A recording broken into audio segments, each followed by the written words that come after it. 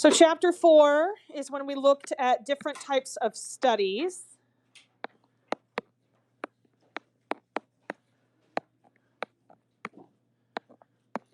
These were observational studies versus experiments. This was the writing chapter. Like, I know we've done a lot of writing in this course, but this was the one where there was like no math, just writing.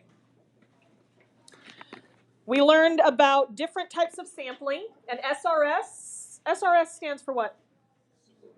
Simple random sample. In order for it to qualify as a simple random sample, all the individuals have to have an equal chance of being selected, and every group of whatever size you've decided on has to have an equal chance of being put together.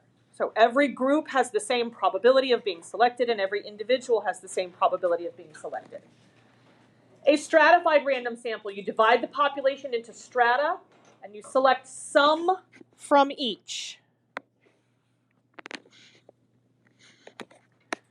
Stratified, some from each. Cluster random sampling, we are still going to start by dividing the population, but we divide our population into clusters, and we select entire clusters.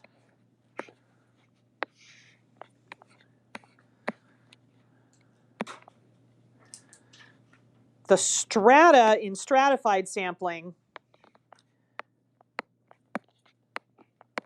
all individuals in the strata have a common characteristic.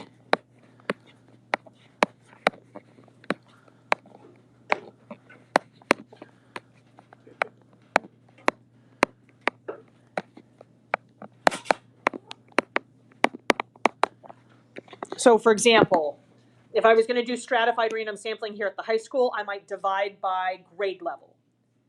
Everybody in the 9th grade group would have that common characteristic. They're all in 9th grade together. Same thing with the 10th graders, the 11th graders, the 12th graders. Or we could have strata based on gender. And I could have people that identify as male, people that identify as female, people that identify as non-binary.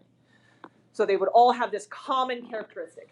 When we do cluster sampling, we do not want our clusters to all have this common characteristic. We want our clusters to be heterogeneous.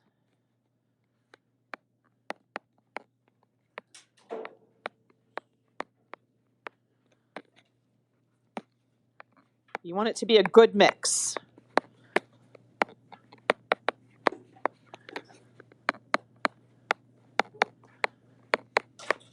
Clusters are usually divided by location. Not always, but a lot of times cluster random sampling is being used to help with time and money. And so if we do this based on location, we cut down the amount of locations that we need to visit in order to collect our sample. So cluster random sampling at the high school might look like going down different hallways. And I would want to make sure to pick hallways that have a good mix of grade levels. So if I go down the English hallway, while they do have that English in common, I'm going to get some seniors, some juniors, some freshmen, some sophomores. Or you could look at like neighborhoods. Or staying here at the high school, you could look at buses. Like you could go to 5 different buses that are randomly selected and select everybody on each of those buses. And then convenience sample. Sample that is very easy to select. This is incredibly biased. There's one that got left off of this list. We will talk about it in a minute. Does anybody see which one got left off of the list? Or does anybody remember the other one? Systematic random sampling. You pick a random place to start, but then after that, you sample with a pattern. So I could use a random number generator to pick a random number between, like, say, 1 and 50. And I could go into the lunchroom and I could start with the I don't know, 33rd person that walks into the lunchroom, and then survey every 5th person after that. So you pick a random starting location, and then you pick with a pattern. That is systematic random sampling.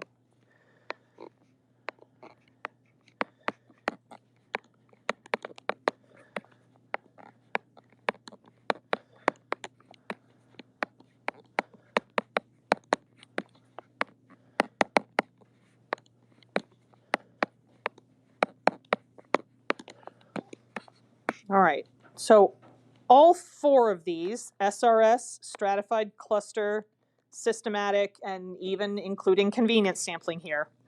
This is all for sampling. You can use a sampling method and then go on and create an experiment from it, or you can use a sampling method and then do an observational study from it. But I bring that up because when we get down here to blocking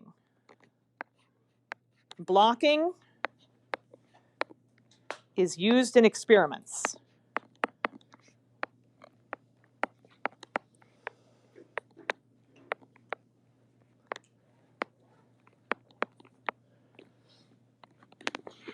It sounds a lot like stratified sampling.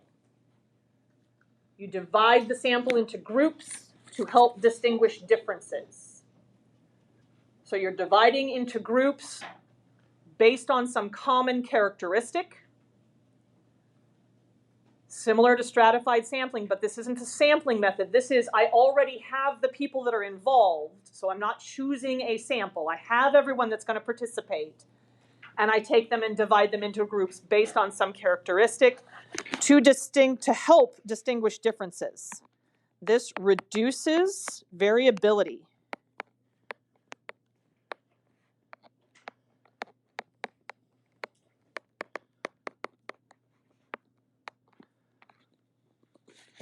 Because what we're doing when we do blocking is we are controlling for at least one potentially confounding variable. You know, there's some medications that tend to work better in men than in women and vice versa. If you do a drug trial where the men and the women are all mixed together, gender might be a confounding variable. If you first take the people that are going to participate in this drug trial and split them into male and female, and then you look at the group of females in the experimental group and the control group, and you look at the group of males in the experimental group and the control group, you are controlling for that confounding variable. So you could actually see, is it more effective in the men than in the women? Is it more effective than a placebo overall? So far, so good? Alrighty. Bias. Undercoverage. This is when you leave a group of the population out of the sampling process. So undercoverage bias might happen if I wanted to do a survey and I decided I was going to pick my sample from prom, going to prom, but I want the opinions of Pike High School students in general. If I go and do that at prom, what's the problem? Only juniors and seniors are there. So I'm systematically leaving out the opinions of the freshmen and sophomores. Now, if my population was just the juniors and seniors, would that be okay? It'd be more okay.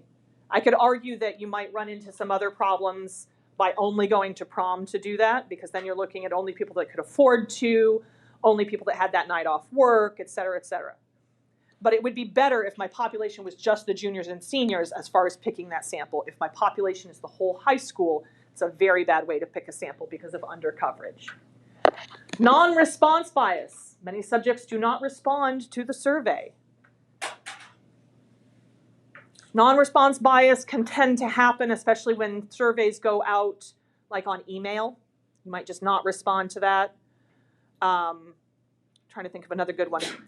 Phone messages, like phone banking, calling to get survey responses. Somebody might just not answer their phone or might not respond to a voicemail. Question wording. Influencing the subject by how the questions are asked. This would be like, knowing that blah, blah, blah, blah, blah, do you think this, that, or the other? Where the beginning part is kind of leading, giving them this negative opinion, like, now that we know that the mayor has been caught embezzling money, do you think he should run for another term? Right? So that's not a fair question. It's very leading at the beginning. Voluntary response sample. This is where you have volunteers to be part of the survey. And so you end up with people with strong opinions. You basically get like the Yelp review or the Amazon review bias going on. People that really love it or really hate it, not a lot in the middle. Convenience sampling is a type of bias because you're just picking people that are easy to reach. You're not getting a random sample of the whole population there. You're just going with whatever is most convenient for you. All right. Double blind. Neither the subject nor the researcher knows who is receiving the treatment. Does anybody know who is receiving the treatment? Somebody does, but it's not the subjects or the researchers that are interfacing with those subjects. Some third party has the information that matches up which individuals in the study are part of which group. What would it be if it was just a single blind? Subjects don't know. Researcher knows, subjects don't know. So this would be like, I don't know whether I have the real medication or a placebo, but when I go to the doctor has it written in my chart somewhere. He knows whether I got the real drug or the placebo. Observational studies, no treatments are imposed. There is no interference from the researcher.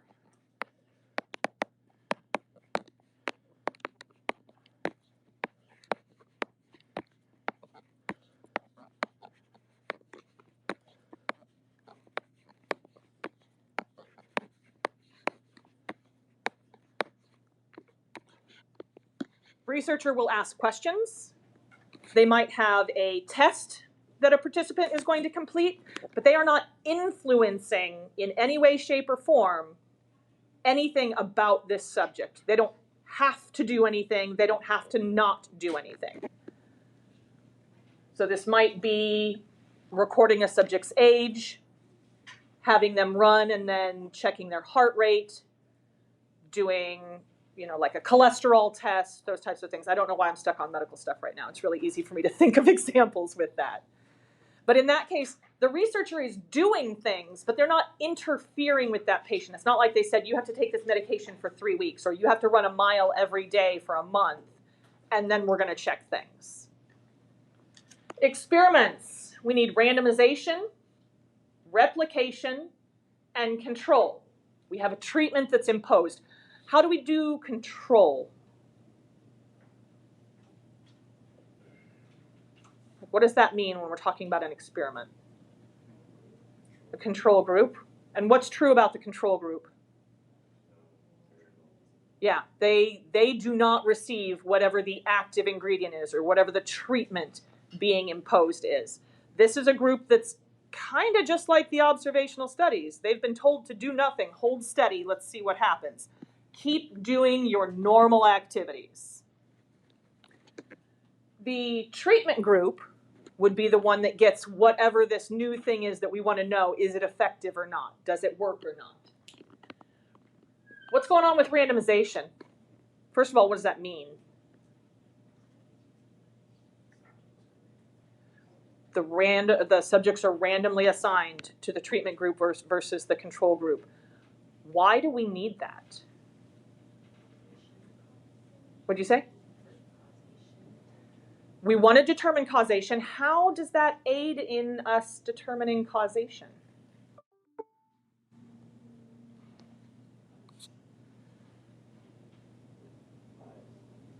Bias. I'm not disagreeing with you.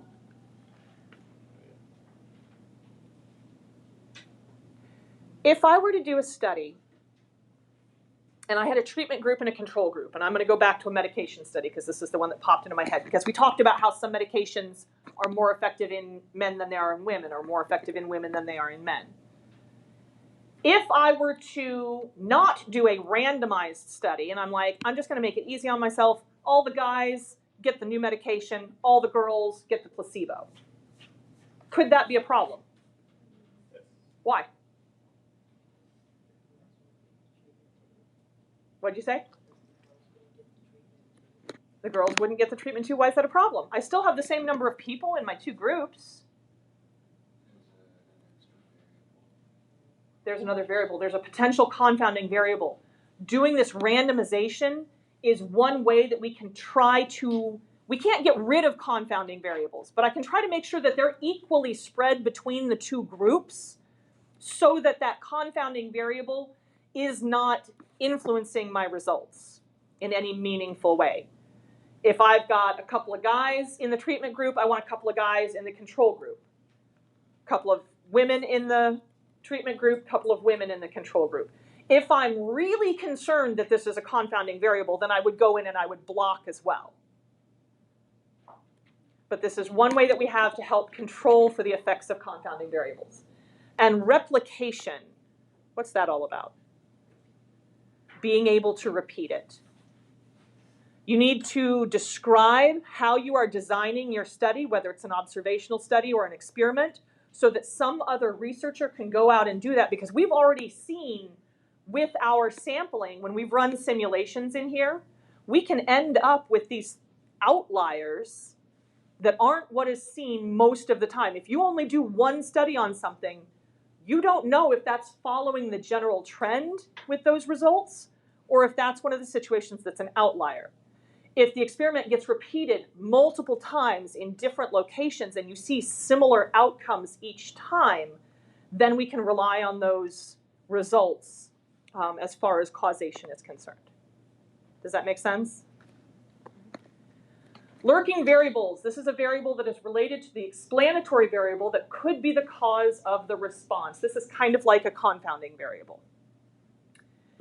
Inference, drawing conclusions based on sample data. Cause and effect can only be concluded if it is an experiment.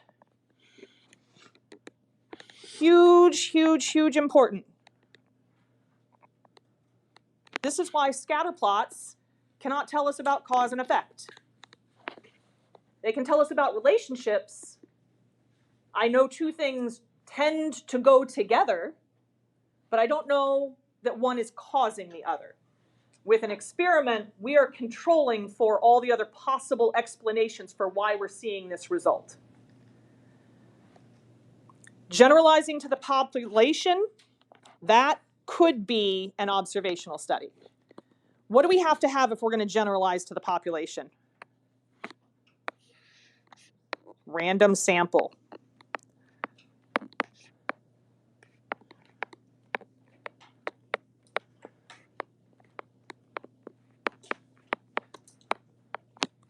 Awesome.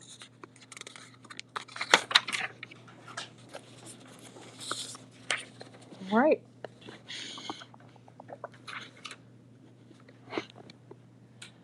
Down at the bottom here, I want to add a little bit.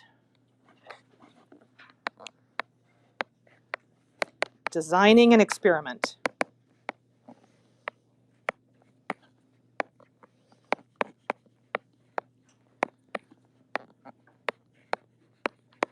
This tends to show up a lot on the AP exam as part of the question where they're asking about studies. Often there will be a question that begins with identify the treatment, identify the subjects, identify the variable, identify these different pieces, and then they will ask you to design a randomized experiment based on this scenario. So the first thing you have to do is label the individuals.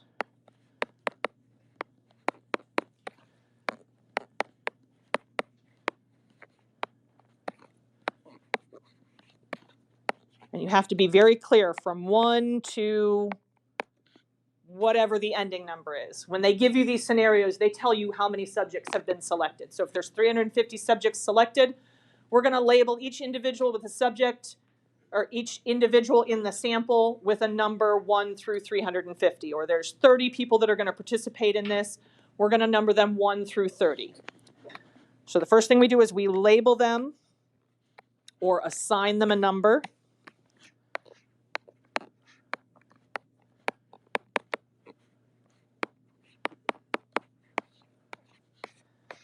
Then we have to have some way of randomly splitting them into two groups.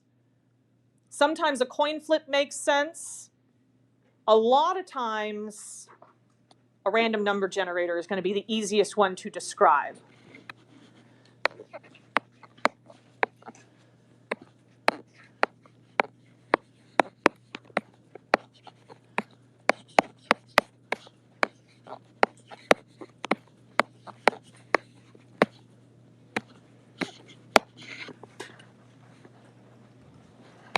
There we go.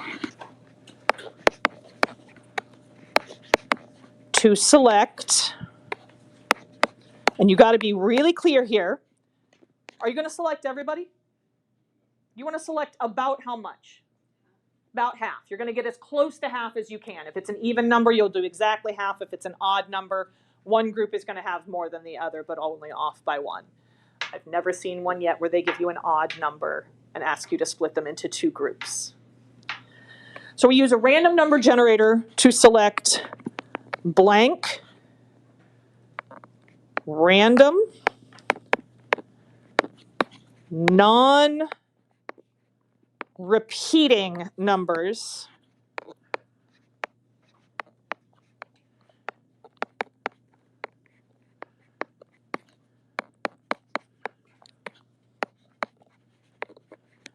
from 1 to whatever. And you do have to say that again at this point. Because just because you've labeled the people that are going to be involved 1 to 350, if I go to a Google random number generator, is it going to know that I don't have a 470th person? No, I have to give it the boundaries. What's the lower boundary? What's the upper boundary? So you need to state what your lower and upper boundaries would be for your random number generator that you're going to choose numbers in between. So you're going to choose this many unique or non-repeating random numbers from 1 to 350. I have seen them get really picky on that particular part recently, especially this bit. Without that from 1 to whatever, it was taking it from an essentially correct answer to a partially correct answer on that section. Small change, big impact. All right, so we label, we use a random number generator, then we assign to the treatments.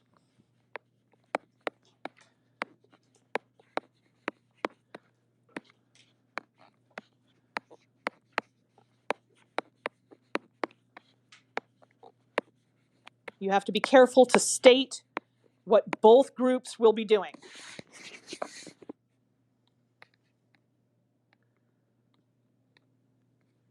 So I would never design an experiment and get to this step and say,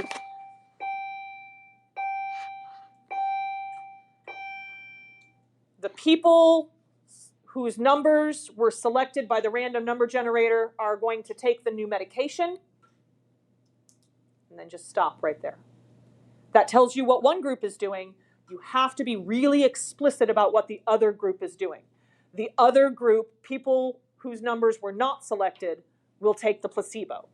Or people whose numbers were not selected will continue on with their normal everyday lives. You have to talk about both treatments, the new thing and the control. And then last but not least, you can't stop there. You've got these groups doing things. What would you do with that information at the end? You want to compare. You want to compare the results from the two groups.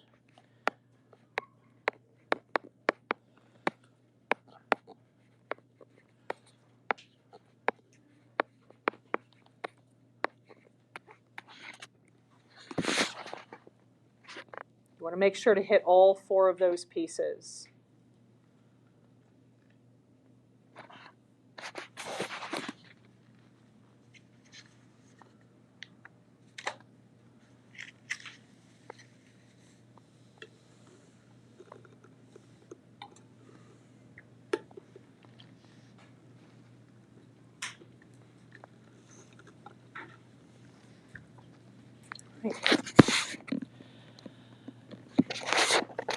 We had a lot of vocabulary. This was the chapter where I gave you guys flashcards.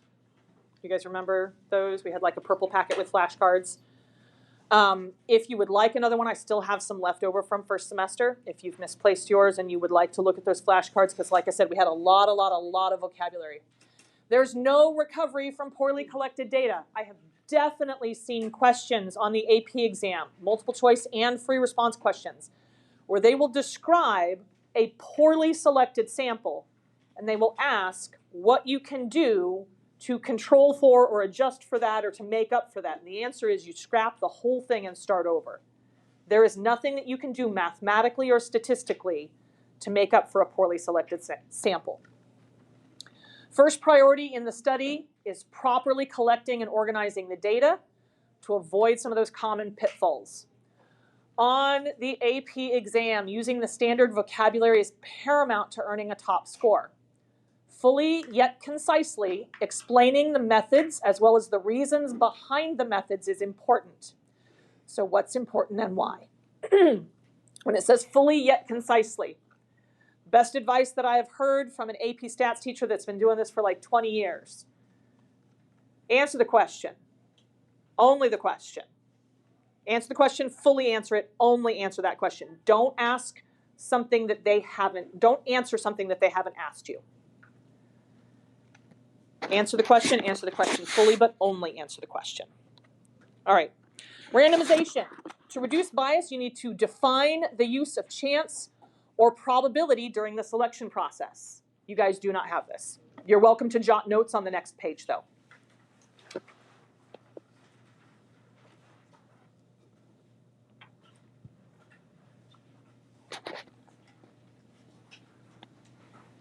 Types of bias that can pop up from poorly selected samples: voluntary response bias. This one we didn't talk about earlier, response bias. This one can come from a poorly worded question or a leading question, but it can also come from who is doing the asking. So, for example, if Principal Wally decided that he wanted to find out what percentage of students are still doing their homework every assignment at this point in the semester, if he goes out and randomly selects students and asks them, versus if another student goes out and asks, what do you think the impact would be of having Principal Wally do the interviews? Yeah. I don't want to disappoint the principal. I don't want to tell him the truth. I don't want to tell him I'm not doing my homework. They're not going to be honest in their responses. Do you think they would be more likely to be honest with a fellow student? Undercoverage bias, we talked about that. That's when some groups are left out. Ooh, this is a really good one. For instance, high school dropouts are rarely surveyed on issues on teenage opinions, since most of those surveys are done at school. So someone who's not in school at the time, that whole group of people doesn't have the opportunity to have their opinion heard and recognized. Selection bias, when one group is more heavily studied than any other group.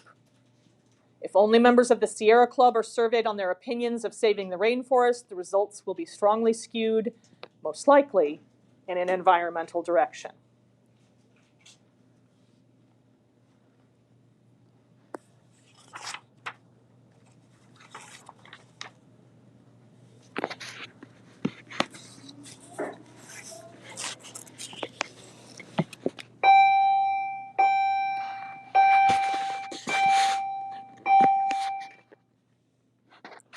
Some people are still jotting down some notes, so I'll leave this up for about another, if I left it up for another minute, is that enough time? Okay.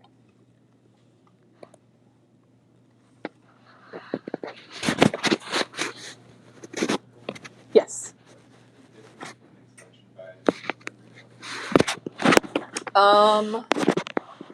So undercoverage bias would be when you have a group or groups that are kind of systematically left out. And selection bias is kind of more intentional, like I'm looking at this specific group. So, for example, undercoverage bias, I decide to do my survey during prom, thereby systematically leaving out the freshmen and sophomores. Selection bias would be, say, I want the general opinion of seniors about homework load, and so I ask AP students. So I select a group that could lead to bias. Rather than looking at all of the seniors, I pick just this one group and look at them. Does that make sense? But then wouldn't you be picking people at prom in the first example? Couldn't you say that's selection bias because you're picking only people at prom?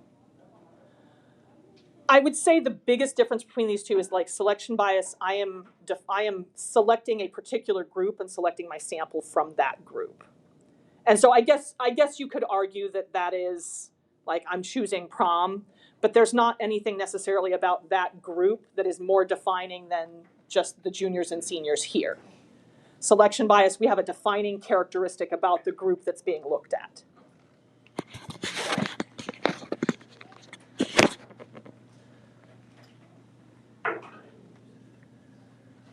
Right, if you are still working on getting things jotted down on this screen, you are welcome to snap a picture, but I'm going to go to the next slide.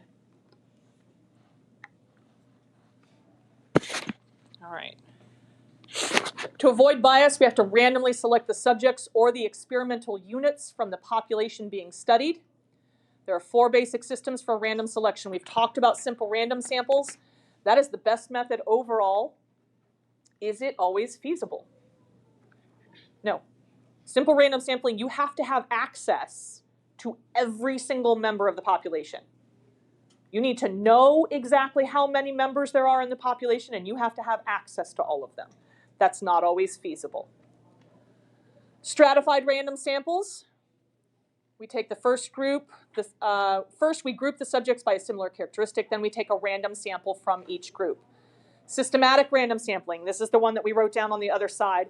This one is often done for convenience. So theoretically, you line up the subjects and choose every, say, 10th one. One of the things that they didn't talk about here is that you do have to select a random place to start. You can't just start with the first one because that's not random. You have to have some randomization in there. But this is not considered to be a very good selection method. It's done because it's convenient, just like cluster sampling is often done because it's convenient. Systematic sampling can run into the problem of systematic skip. So there might be some characteristic about every 10th student in the grade book. And by only going to those, I'm going to hone in on that characteristic and not know it. If I was surveying a neighborhood and I decided to do every 7th house, but every 7th house was a corner house, they all have this common characteristic. And so that would be what we would call systematic skip. I would be skipping the opinions of the people that aren't corner houses. And then cluster sampling, you divide the population into similar groups, and then you complete a census of the groups selected. Do you guys remember what a census is? A census is where you survey every single member. So difference between stratified and cluster sampling. Stratified sampling, you divide based on some common characteristic, and then you select a simple random sample from each of those strata. Cluster random sampling, you divide into groups where they should have a good mix in each group. You'll select just a few of the groups, not all of them. Stratified sampling, you go to every single group. Cluster random sampling, you just pick a couple of the groups, and you get everybody from all those groups. Blocking. This is used to reduce variation. You create groups that are similar with respect to a particular variable.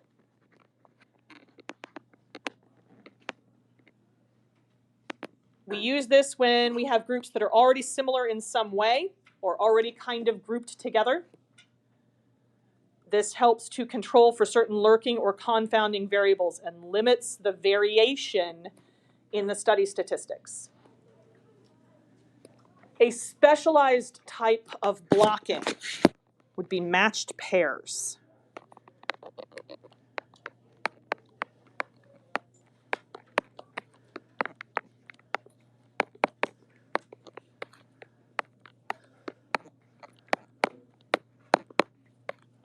blocks of 2.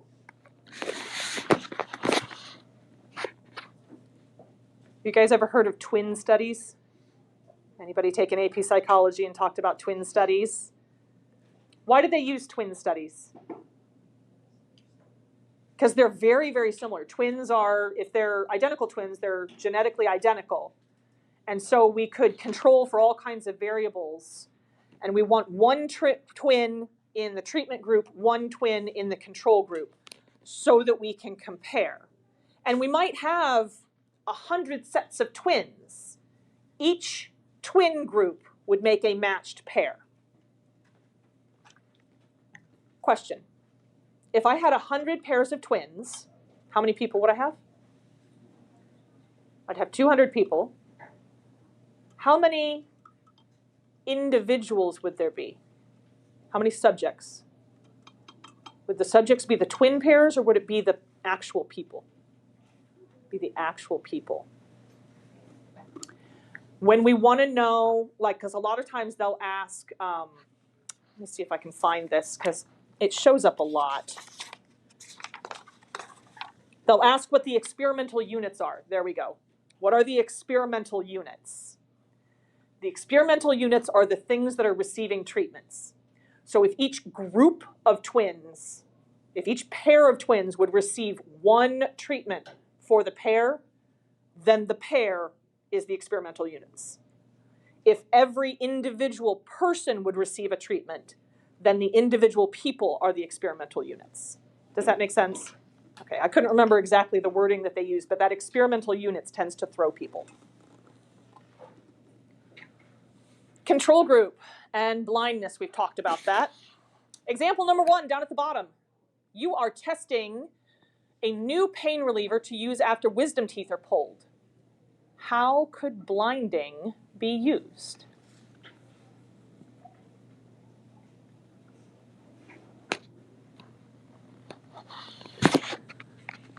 How could blinding be used to test a new pain reliever?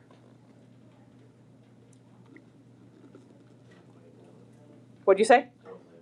Don't label them. Don't label what?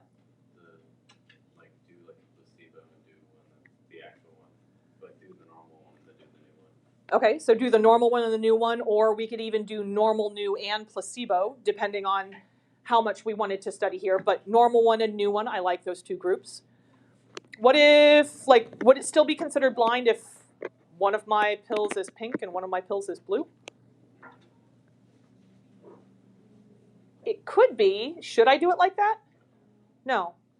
If one pill is blue, the other pill should be blue. Like, the people in my study should be able to compare and not know that they have anything different than anyone else. Describing confounding variables. This one I've seen show up several times as well. When there's uncertainty with regard to which variable is causing an effect, we say the variables are confounded. In order to receive credit for a question that asks about confounding variables, you have to describe how it confounds the data and how it relates the results to both groups. We will look at a question where you're asked to identify a potential confounding variable and look at all of the aspects that you would need to have there. Generalizability, if you have a random selection, you can do that. Experiments versus observational studies. Experiments impose a treatment. Observational studies are just watching, collecting data through watching. Like I said, sometimes you'll have them perform a test or sometimes they'll ask questions or whatnot, but they're not influencing the decisions of the participants. All right, here's that example. Dr. Bicep is studying muscle growth. He randomly selects 30 patients to add instant protein to their daily diet and 30 patients to eat as they normally would. Both groups are required to hit the weight training room 3 times a week. The hypothesis is that the instant protein group will increase their muscle mass more than the group without the extra protein. What is the treatment being imposed in this experiment?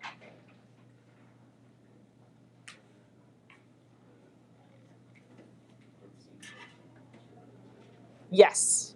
Now, I would be careful in the way I word this. When they ask, what is the treatment? You usually want to steer clear from saying like whether or not. And there's nothing wrong with the way you said that right now. I'm just saying like what they tend to want to see is the treatments are blank and blank.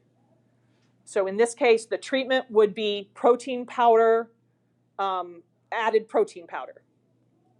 Or you could say taking the protein powder versus not taking the protein powder. Anytime we have an experiment, technically we have two treatments.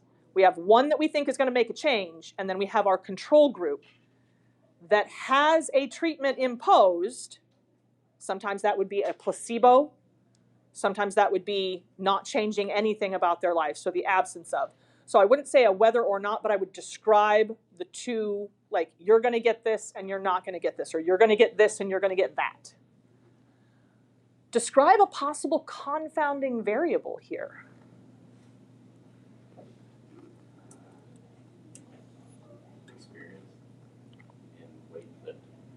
Experience in weightlifting. How could that be confounding? I'm not disagreeing with you, but remember, we have to be able to connect this to the two groups. I'm going to go back and look at this again. Oh, I went too far. When we're describing confounding, we have to describe how it confounds the data. I feel like you did that a little bit, like experience with weight training when, I have done this more. We have to relate the results to both groups. If I have 5 people that typically go to the gym 5 days a week in my treatment group, but I also have 5 people that typically go to the gym 5 days a week in my control group, would that confound my results? No. It said in the problem that Dr. Bicep randomly selected 30 patients. Didn't really go into detail about how he randomly selected them, did it? Yes, he randomly selected 30 for this and randomly selected 30 for that. So describe specifically how what you came up with could be connected to these two groups. It depends on, like, if you had like a, I don't know, I just thought a better one. Okay. Age. Age. Yeah. I love it. Because that could affect both. That could affect both. So how could that be confounding? Older person, it's harder for them to put muscle mass on than younger people. Mm-hmm. So let's connect that to the two groups.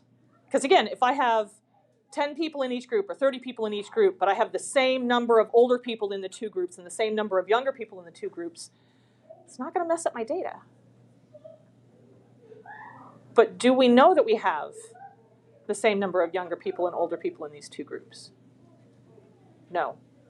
So if those 30 randomly selected patients that are getting the instant protein powder added to their diet are all between, 18 and 25, and the 30 randomly selected patients that are not adding the protein powder are all between, 55 and 70,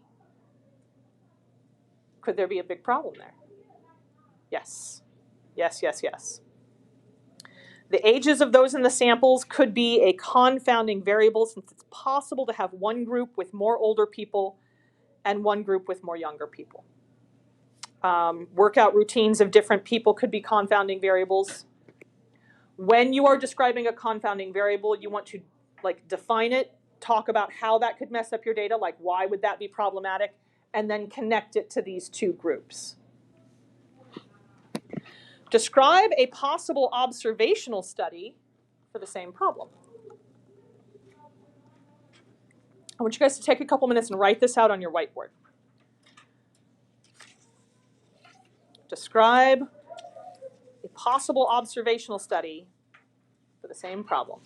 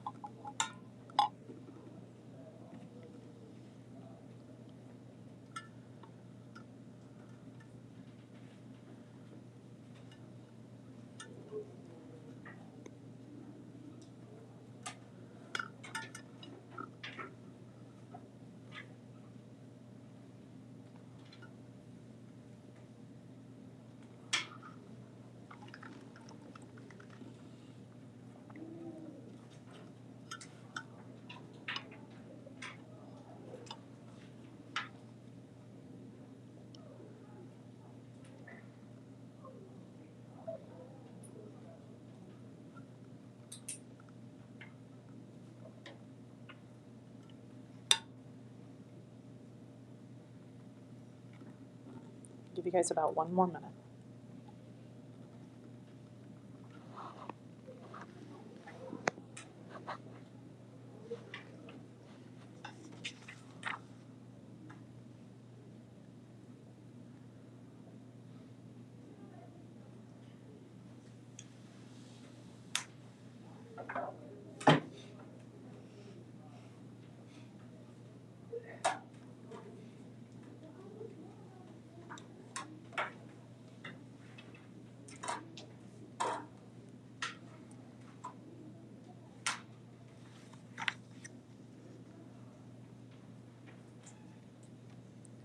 So how could this be done as an observational study?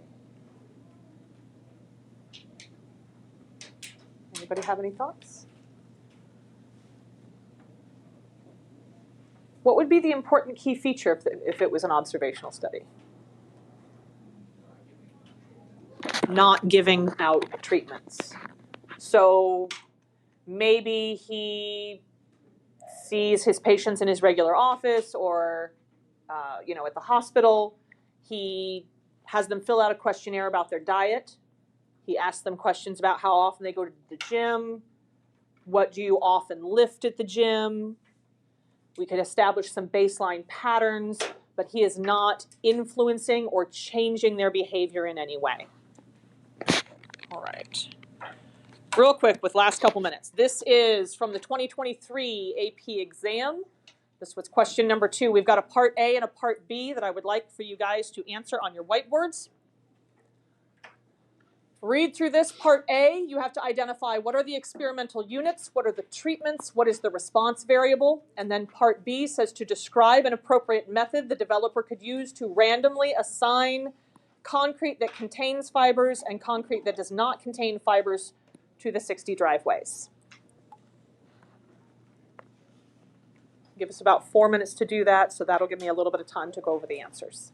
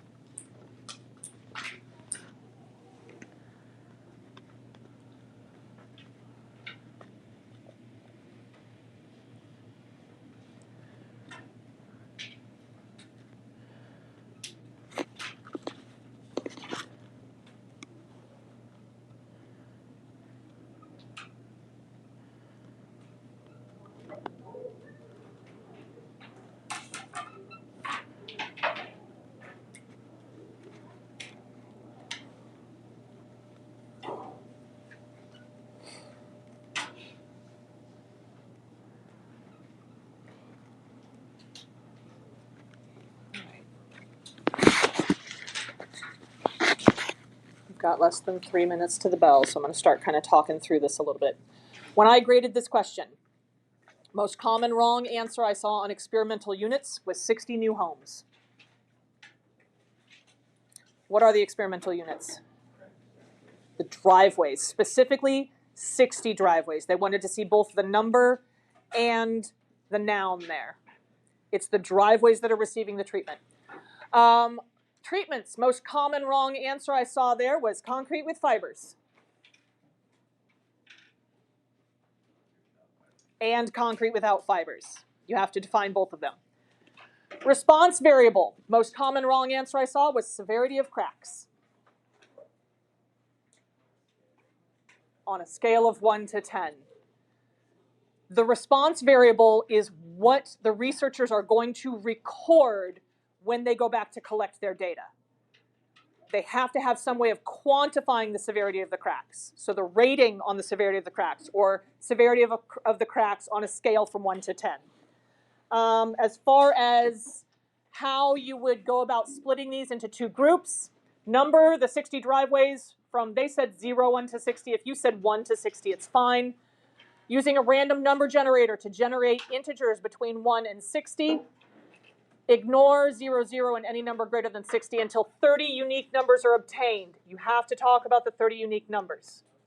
Assign the driveways with those 30 unique numbers to receive concrete with fibers, and the remaining 30 driveways to receive concrete without the fibers.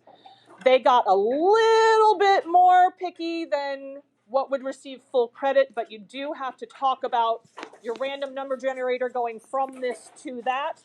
You have to assign each of the driveways a number. You have to assign both of the treatments. This is why they want to see you name both treatments back in that section.